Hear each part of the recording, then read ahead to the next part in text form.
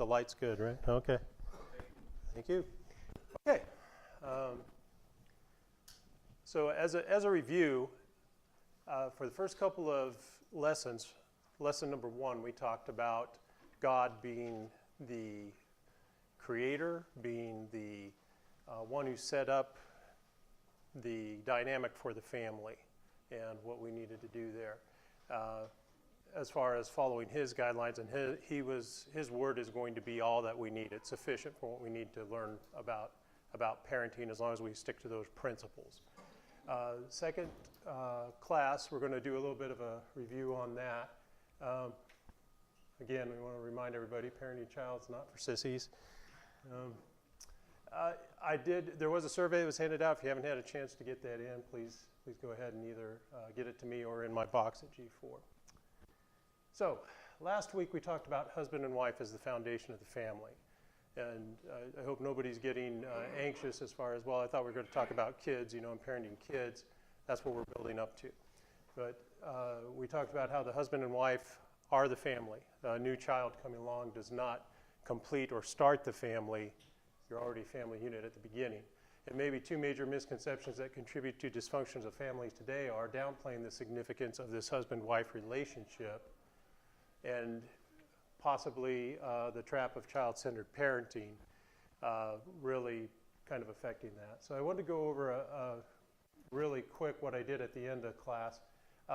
Main point is, since marriage is the priority relationship that was established by God, all the other relationships must be subject to that. It includes our child and parent relationship. Talked about child-centered parenting. It's definitely a struggle because these kids come into your life and your whole life gets turned upside down. Our natural response is to have everything focused on the child, especially with your first one. You've probably seen some of those commercials where they've got the first kid and they're fumbling around and trying to get it. I think they're giving it a bath or something, and dad's trying to take the selfie, drops the phone in the bath and all that. Next thing you know, they've got all the kids lined up, throwing them in the shower with dad. Everybody kind of adapts as you go on.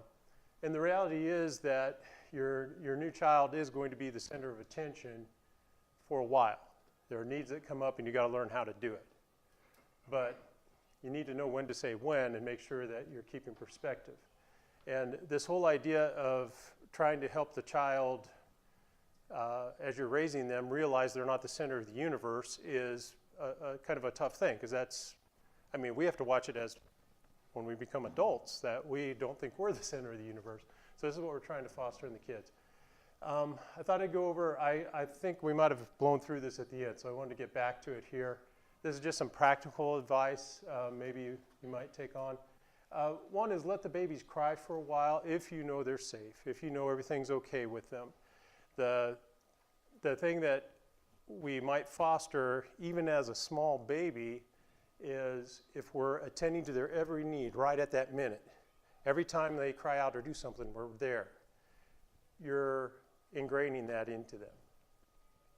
Let your kid wait a while for when you attend to them, as long as you know they're okay, like we said.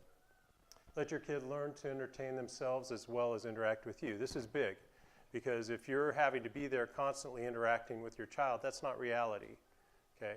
Attend to their needs, say what they need, foster bonds with them, but also set aside time that, okay, as they get older, here's your playbook, you do this for a minute while I'm doing this, and teach them to be a little bit independent as far as that. When you're older, make your kid wait to speak. And our mode of operation on that was always, instead of the kid coming up and dragging, daddy, daddy, daddy, mommy, whatever, teach them, we're having an adult conversation here, you're going to have to wait a minute. And ours was to just come up, they would, tug on our sleeve or whatever, we'd check to see if they're bleeding, and if not, okay, you can wait a minute. Let me finish my conversation here or get to a breaking point, and then tell the kid, okay, now what do you need? And this teaches them to respect, number one, adult conversation, but it teaches them that, again, we're not dropping everything, not giving them instant gratification at the drop of a hat. Okay, the whole world stops because you want to come up and say, I want the blue crayon instead of the red crayon, things like that. Let your kids see that older people are given priority and respect. Teach them not to run up and down the aisles at church because they're old people who can fall down and break things, this needs to be pointed out so that we foster respect for them. This is one of my things. Don't tolerate tantrums or prolonged crying fits. Some people disagree with me on that, and that's fine. What I don't, just watching people with their kids in the grocery store, you can see that all the time. Kid's not getting what he wants, so he's going to throw himself down in the middle of the floor. Some people say, well, the best way to do that is just ignore them because you're not letting them get what they want. Well, the kid's getting attention one way or the other, whether it's the rest of the store or from you. But there's also something to be said of teaching the kid there are ways that you need to act that are proper, and some things will not be tolerated. And so the other thing about prolonged crying fits, I think I mentioned this last night, but I think it kind of bears repeating. Some people ask, well, why don't you just let them cry? Why don't you just let them do whatever? My dad had friends of the family or their community or something had a kid who came up to the parent and was just going on and on. He was inconsolable, and when they finally, after 10 minutes of the kid blubbering, and they got out, well, brother Johnny fell in the well or fell in the pond or something, and they were too late to do anything about that. So that's kind of a extreme case. But the thing was, my dad we'd come up, stop. What's wrong? And that can be practical also if your kid has some kind of injury or something, to get to know what's going on with that too. But okay, what's wrong? Okay, it's this. Okay, fine. Either take care of the emergency or okay, you're okay, all right. Go cry now if you want to. And that worked very effective. And a lot of times we would just, okay, didn't feel the need to cry anymore. Kind of ruined it, Dad. All right. Life does not stop when you become a parent, and important relationships do not end. Okay. If we're taking our kid and making them the center of our universe, we can go overboard with that. And these other relationships that we have can suffer from that. So we need to keep that in mind. Continue to do special things for your mate. Your husband-wife relationship, again, should be a priority. You need to foster that, make sure that it's not suffering. Meals, flowers, little gifts, whatever you guys do to, for each other. Date nights, especially time alone is really good. Get that babysitter, spring the extra whatever, however many dollars you have to do that. And yeah, when you first go out and do it, you are going to be on the phone. Oh, I thought the babysitter texted me. Oh, what's going on at home? Call the babysitter a few times. You're going to get past that. That's fine. But transition from that to where you're not worried about that all the time. Invite friends over for a meal or a night of visiting. Something like this where you're showing the kid, okay, we're doing special things tonight. We're having these people over as guests. You're not going to be the center of attention tonight. In fact, go over, set the table. Go do this, go do this. We're doing this for our guests. Teaching them to consider others. Focus on the guests and what we do to prepare for them. Kind of as a sidebar on that one too, maybe it's also a time where you show them by, okay, we're going to do communion to the shut-ins. We're going to do this. We're going to go prep and do somebody's leaves on the weekend. Show doing for others, especially older ones. Okay, couch time. This is what I wanted to get to. I think I blew through too fast last week. This was just something that my wife and I came up with, where we took about 10 or 15 minutes while the kids were home to sit on the couch. How was your day? Kind of a catch-up thing. What burned down today? What are we doing? But when the kids would come in and say, oh, hey, it would say, okay, go do something else, not in this room. Your mom and I are discussing things right now. Again, are you bleeding? Is anybody dying? Okay, good. And it was so funny because it wasn't until we, our kids could seem like they could care less about what we were doing until we went and sat down, and then it was, give us attention right now. So this is another way to foster, okay, we've got about 10 or 15 minutes where it's couch time for mom and dad. You guys, go do what you need to do if anything is emergency. But if it's not emergency, you better not be coming in and interrupting. Okay.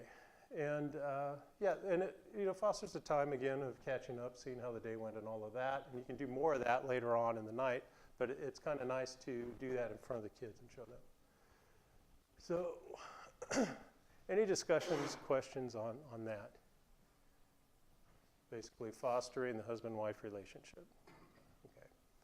We're going to move on from that a little bit. Well, one thing I did want to do is share some of these. I sent out some surveys to people in the congregation, some of our older people who I know have had kids, raised them and all that. So I asked them two things. The first question I put on the survey is, what is the best thing you did correctly in raising your children? Okay. And names are withheld to protect the innocent, but this is what the person said. The best thing I feel we did in raising our three children was every night we sat at the dinner table for dinner together and then just sat and talked for sometimes hours about what was going on in their lives and ours. To this day, they often bring that time we had together up. Okay, so they remember that. So that's something that, especially as your kids get older, things seem to go crazy, especially if your kids are doing after-school activities, drama, sports, what have you.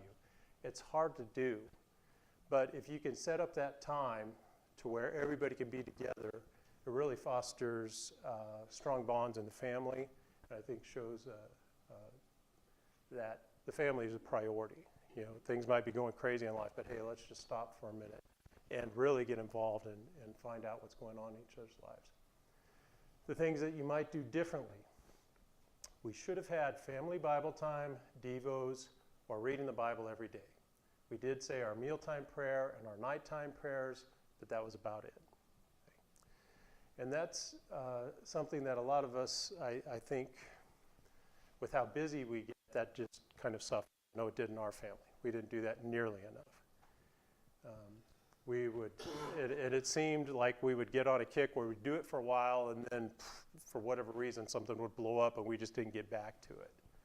So that I think is good advice. Okay, moving on. I promise we're going to talk about actual interacting with the kids in the way we are, but it seems like a lot of this is spending time on relationships in the family, and we are. The lesson for today is called Love is the Answer. Okay? Is love really all you need? Well, if you ask the Beatles, yes, but somehow they got Yoda in there doing the, see the play on words there? Yeah, he turned it around like he always does. Well, the things you need in relationships have love as the foundation. You can't just say, well, you know, we've got love and that's all we need. In a sense, in that all the other things that you need in a good relationship are based on love, that's kind of a true statement. However, there's a lot of things that go into a relationship and a lot of things have to be worked on. And you can't just gloss everything over by saying, well, they should know what I meant to mean because I love them. You know, that doesn't really cut it.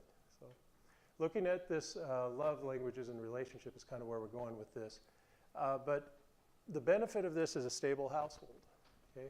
A healthy husband-wife relationship fosters a sense of well-being in the kids. Children who are assured of their parents' love for one another will have greater confidence in their parents' love for them. How many of you fight? Oh, come on, don't be afraid. My wife's holding her hand up. What do you know? This is always kind of a fine line because when we learned later from our children, maybe that what we were doing wasn't the best outcome. I don't know if it would have been better if we did it the other way, but a lot of times we'd go up into our bedroom because, oh, you don't want to fight in front of the kids. Or that's just how it ended up at the end of the day. We happened to be in the bedroom when we decided to go off on each other, but that's how it went. And we heard from one of our kids, yeah, I can remember that. You know, because you guys weren't loud at all, but you hear this, rah, rah, rah, rah. They're yelling at each other. And one daughter would go to the other room, are they going to get divorced, you know? They went on a walk, they're mad, are they coming back, you know? So as much as you think they don't see, they see. Okay, so that's an important thing to remember. They notice both the times you're mad at each other and they notice the times that you are in a loving relationship and doing things for each other. Going back on it, maybe the best thing we probably could have done was to have fights in front of the kids, discussions, arguments, whatever. Maybe we would have been a little bit nice to each other because the kids were there. That's not to say you drag the kids in on your side, okay? You know, you can see how unreasonable your mother's being, can't you, kids? You know, it's nothing like that. Okay, go. I was going to say, I will often blow up and yell and scream in front of kids. I don't care if they're in or not. Okay, you just blew my mind. It's not awkward. Okay.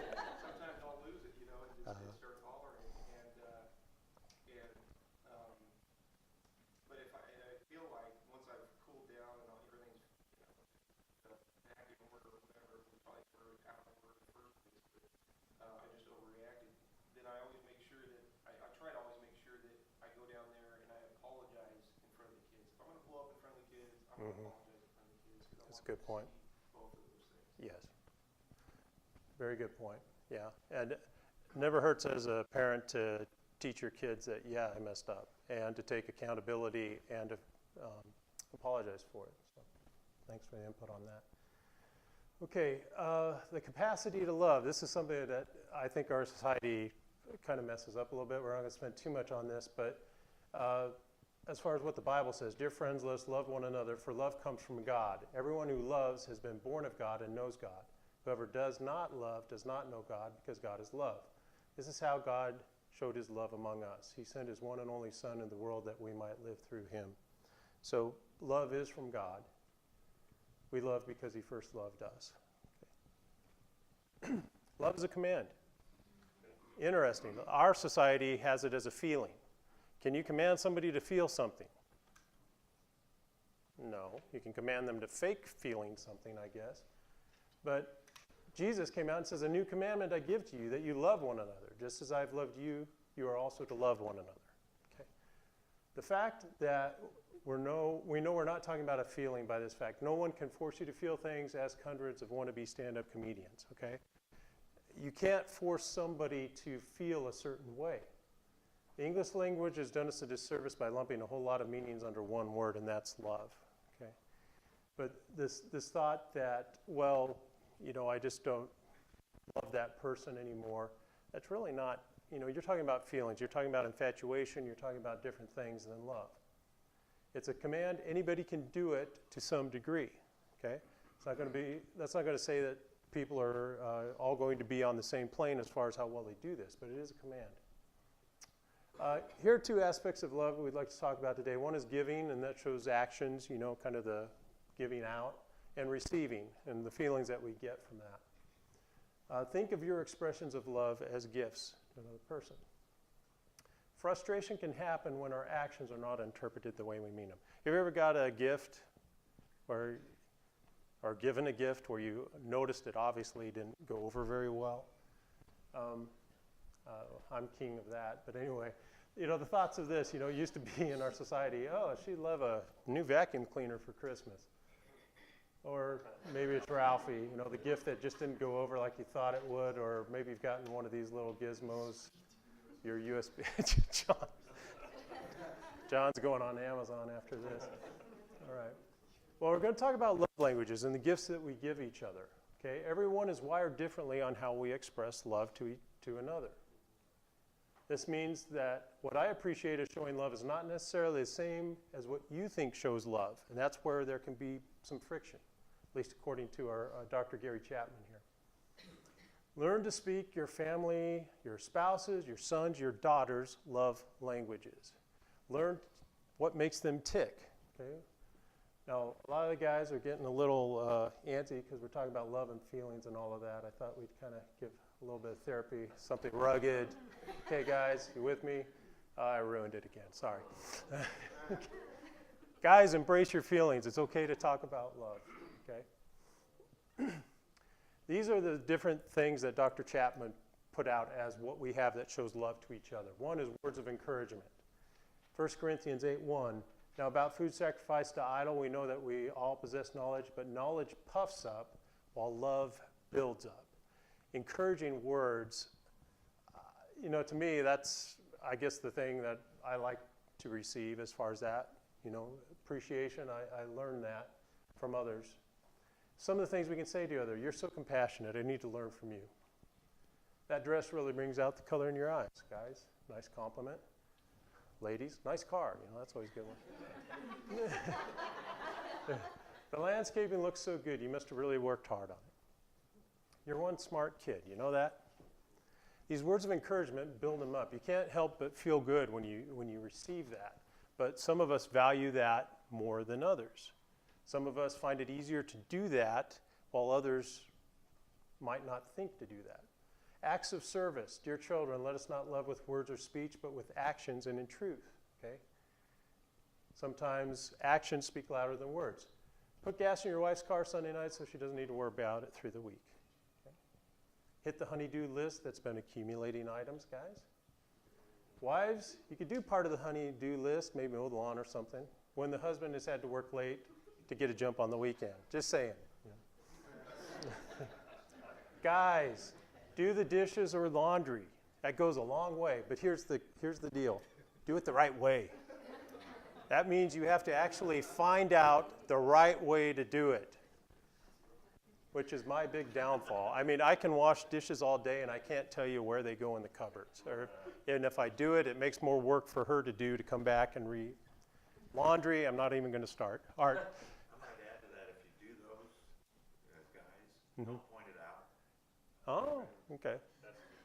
Because then that kind of negates getting any credit.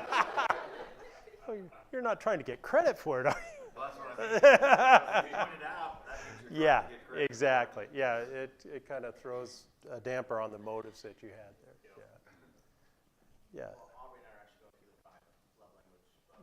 Yeah. Uh-huh. So I totally understand, like, my love language, I think, is service. Mm-hmm. So I'm giving her all this service stuff, and she's like, no. Mine's more in the affirmation and, like, affection. And so it's like, okay, I'll do that for you, but can you do the service thing? Okay. All right. I like how he points out, he goes, Yeah. don't say you have to, suggest it. Say, this is a suggested thing that I would like. Okay. Don't expect Yeah. it. Yeah. Don't expect it. Yeah. Ed. My daughter-in-law has a sign above her kitchen sink that says, "Real husbands do dishes." And I remind her often that real wives don't ask their husbands. Wow. Okay, moving on. Continuing on here, gift giving. Got the wanted poster for the world's worst gift giver. That's me. Piss. Psh, guys, not just holidays and anniversaries. It means more than that, okay? Small little gestures mean you're thinking about your family member during the day. Again, it doesn't just have to be the wife. You can do it for your kids too. Now, that's a fine line with your kids because you don't want your kids all hooked up on material things. But it is a way that you can also show them that you're thinking about them. Guys, business trips, hey, was at a bookstore or whatever, I thought, this reminded me of you. Give it to the kid when you come back. They like that stuff. It's not the cost of the gift, it's the meaning behind it. My wife has told me many times, if you're going to come home with flowers, don't bother getting the most expensive bouquet. You can get me one rose and baby's breath or whatever, a little thing, that's fine. She's not all that hooked up on flowers anyway. So I did find one, though. There's this one flower, and I keep meaning to find, I know what it looks like, but I can't tell you the name. That thing lasts forever. It's fantastic. Anyway. Okay, that being said, the cost of the gift, meaning behind it, all that. If your spouse has dropped some not so subtle hints on a specific item, getting that item shows you've been listening, okay? And to Art's point, again, see, I listen, poof, there you go. Yeah, no. Okay. Quality time, listening, active conversation, engagement with each other. Movies don't count, guys, okay? What if your house is full of screens? You've got phones, you've got iPads. It's interesting. Those surveys that I have given out and have come back in, that's like the number one thing. So I'm going to have to retool the last part or have whoever. I'm going to be gone at the end of March. We're going to Japan to see Taylor, so somebody's going to be filling in. We'll twist arms for volunteers later. But we are going to address that. The social media, pads, TV. It used to be TV. Now it's a pad right in front of their face. Now it's their phone. But you're right. Mortal enemy of quality time, meaningful conversation. Guys use 10,000 words a day. Women use 20,000 words a day. Does anybody see a problem there? When he gets home and is spent, she's just hitting her stride. In fact, if she's been home dealing with people this high all day, she's probably craving some adult conversation. Be sensitive both ways. Wives realize that the guy comes home and just wants to go, pfft. Guys, muster up the initiative to take 5 minutes and then get in there, find out what's going on with her day. Have some active conversation. Well, and just to that point as well, I've been reading some stuff recently on this about, trying to leave your workday behind you and maybe that time in the car on the drive home saying, okay, that was, not taking that stress with you home, Okay. not letting it wear you Yeah. Easier said than done. But, Right. And sometimes part of the conversation is, you'll never believe what my boss said to me, and you've got to vent some. But yeah, don't make that the whole thing. Jackie? So what do you do if your husband's never home at night? Because he works night shift. And see, I never need help during the day. Once I wake up and I'm refreshed, I'm like, great. But when it gets towards night and it's just me and the kid, I'm like, I really just home so I can talk to him. Because I got to that point where I'm like, I really need, and he doesn't use to the 1,000 words a day. I wish he would. Wow. So I know some good counselors. No, I'm kidding. You have to make your time work the best you can. Is there a time that's not at night where the kids are down where you can actually, and it also depends, is this a shift that is set in stone and is going to be that way for the next future, or is it a varying shift that, okay, I might be, because I used to work the night shift and then they would switch me to swing shift and then I'd go back. So is it a constant thing, or is it? It has been, but hopefully in 6 months he'll go back to days. He doesn't get home till 1 in the morning. You got to take the time where you can get it at this point. At work, do you get like a lunch break or whatever? So so you could phone or FaceTime at 1 in the morning or whatever works for you. You just have to kind of work it out. Wish I had a better answer than that, but that's about it. All right. Sometimes just being close together is enough. Sometimes it's okay to say, okay, yeah, I'm spent, let's just zone and watch a movie together. Sometimes just being on the couch. In fact, that's, my wife is like, hey, we're going to watch this show. We're going to watch this cooking show. Come watch with me. I'm like, can't we just stick needles in my eyes instead? No, go do it, okay? Okay. Sometimes just having help in doing a task, sometimes, or just company while you're doing it. Guys out there underneath the car, trying to figure out, that's a bad analogy anymore. I can't even work on my own car anymore, but doing something, if the wife is there not able to toss in and really do anything with it, the fact that she's just there telling you you're doing it wrong, that's a comfort, right? Physical touch and closeness. This gets to, I think, our last of the 5 that we're doing on time here. Holding hand, and again, this doesn't have to mean, big intimate stuff as far as sexual relationships. Holding hands, putting your arm around one another, standing or sitting close to one another, just being around. Just the fact that you're in close proximity, it's a comfort. It's a way that you show that, hey, I'd like to be with you.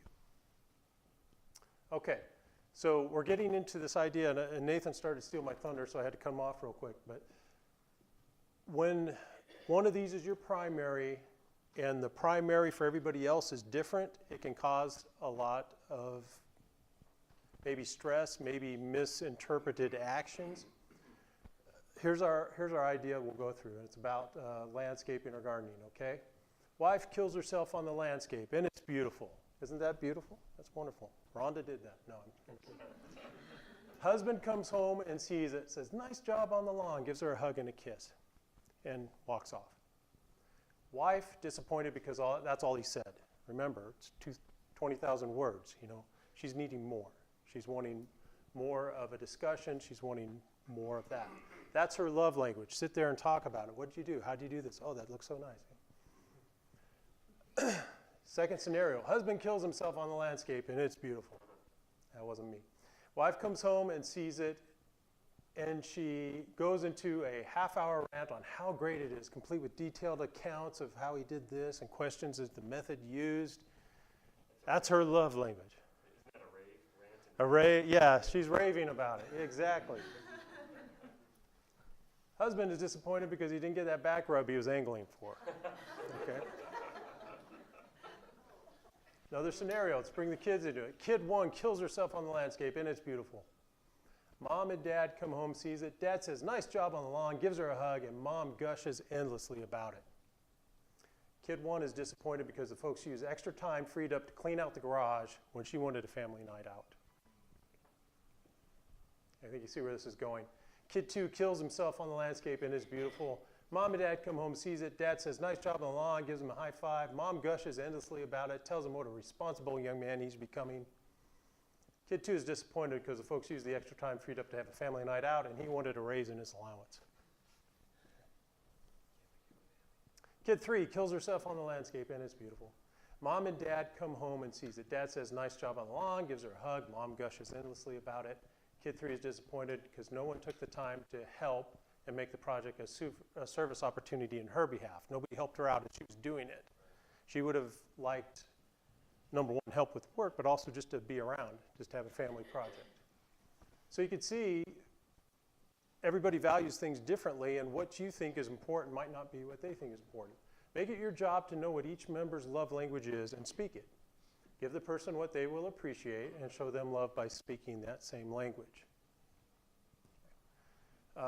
Another example here, and I think this might have come right from the book. He was talking about this lady named Betty.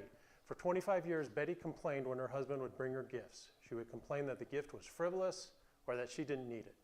When she finally opened up her eyes to the fact that this was his love language, she realized that she had been rejecting his expression of love for her.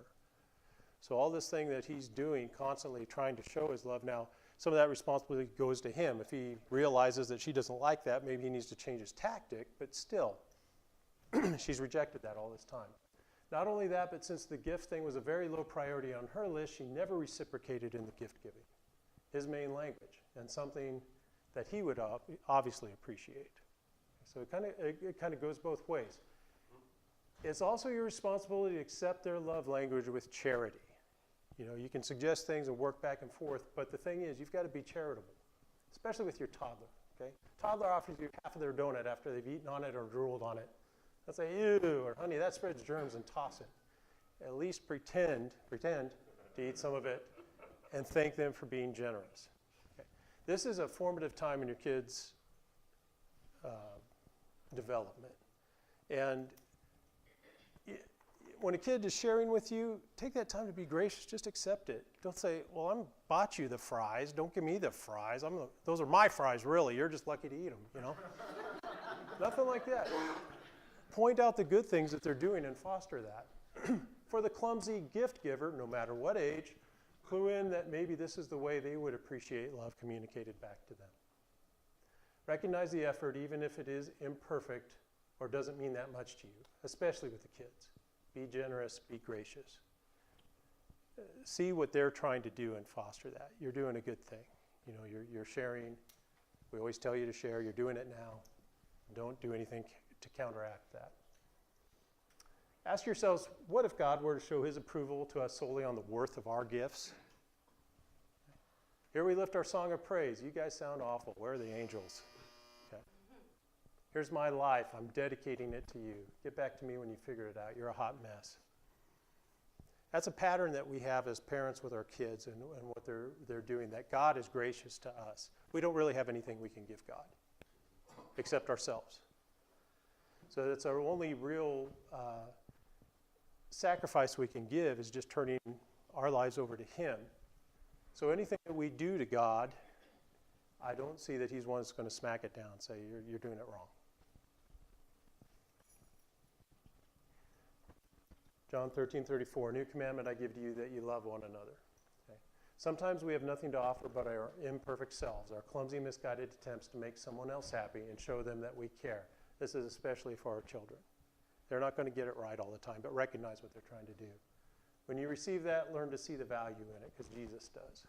Okay? That's how we can pattern God's love for us. That's how we become more like him. And that also goes to spouses. Anybody in your family relationship, if they're trying, be generous. All right, discussions or questions? Anything? John? I was just thinking about when you're talking about the love language and not giving them the wrong things and that sort of thing. I find it interesting sometimes, like our workplaces, you know, we have like a favorites list. So we'll ask, like, what's your favorite? I want to give you a peanut candy bar if you're allergic to peanuts. Right. I want to give you what you like. And then, you know, you'll go to different events, you'll do things, they'll say, what are 3 things you need to work on to get better at? We do those things at work with complete strangers, but we never bring that talent home to sit down with our families, I don't think, enough and say, let me have that same what's important to you. Mm-hmm. You know, so I agree with you that there's an active listening there to see around you, but sometimes it's okay to sit down and I've done that, ask your kids, how can I be a better dad to you? Or ask Michelle, how can I be a better husband to you? Wow. I don't think we think of doing that because we're afraid of what Mhm. might be said, but Yeah. I always remember my mom would tell me, I can't help you if I don't know what's wrong. Mm-hmm. Well, it's the same kind of concept, right? I can't get better if I don't know what it is I'm not doing that. Right. So you need to open yourself to that. I think it's very helpful. Yeah, and being open to that is the other thing. Don't say, well, what can I do better? Well, you can do this. Well, you don't, you can't get defensive. Go ahead. One of the first love languages was being encouragement or saying encouraging words to your Mhm. your mate. That would also go for your children as well. Oh, yeah. In psychology, they say that it takes 47 positives to overcome one negative, Mhm. which means we register negatives, Correct. and we hold negatives, and we harbor negatives. And if you say something negative to your children, that's what they're going to download really quick. Yeah. And it stays with them a long time, and so it takes you like 47 positives to overcome that one negative. Yeah. And that's the same way with our mates, and so it takes a lot of work Mhm. to always be positive or try to say positive things and encouraging things to your mate or to your children, but it's something that you got to really work on hard. And I would especially say dads with your daughters. I had this book I read called She Calls Me Daddy or whatever. This guy was giving the example. He came home and his daughter had mowed the lawn. It's funny how I get into this lawn mowing thing so much, but anyway. Daughter came and mowed the lawn, and he came out, oh, that's good, you almost got it right. And he got out and she hadn't done the diagonal thing he always did. So he went out there and he comes in from mowing the lawn and his daughter's in her room in tears. He's like, well, what's wrong? I didn't do it well enough for you. That's the message he sent. I didn't appreciate what you did. Now, he might have been able to let the lawn go that week and just, or he might have been the person who'd just be looking at the lawn the whole time, the OCD guy. But either way, he should have communicated, okay, I'm going to do this, but I really appreciate what you did for me and the time you took, and you did such a good job. But let me show you, this is how I do it. And it's not a reflection on you, it's just I'm going to do it this way now because that's the way I always do it. John. Just one more thought came to mind too, and you're talking about the arguments that happen between parents. I always found it interesting that if Michelle could go 10 or 15 minutes getting on me about something and I remain silent, and I even just say, okay, that's enough, both girls would really be nice to mom. Yeah, because there's that girl relationship, the gender that you're talking about. It is so important. I think sometimes we don't realize that, sometimes as men you look at that and say, well, my wife just, that's her personality, and maybe I don't, but some may look at their wives negatively, as opposed to I treat that as my daughters are also watching me. Mm-hmm. And I've now found, with Sean and James, that they've picked people who are very patient, who are a certain way. So I shouldn't be surprised by the type of men that they're attracted to from that perspective, as Right. opposed to if I responded a certain way to my wife, they're going to be drawn to a man that way. So that's important. That's true too. My two cents on that. Yeah, both. That's a whole different topic. We'll get onto that. The dynamic of what your children see in you as a spouse. So, okay, thank you very much. We got to end it.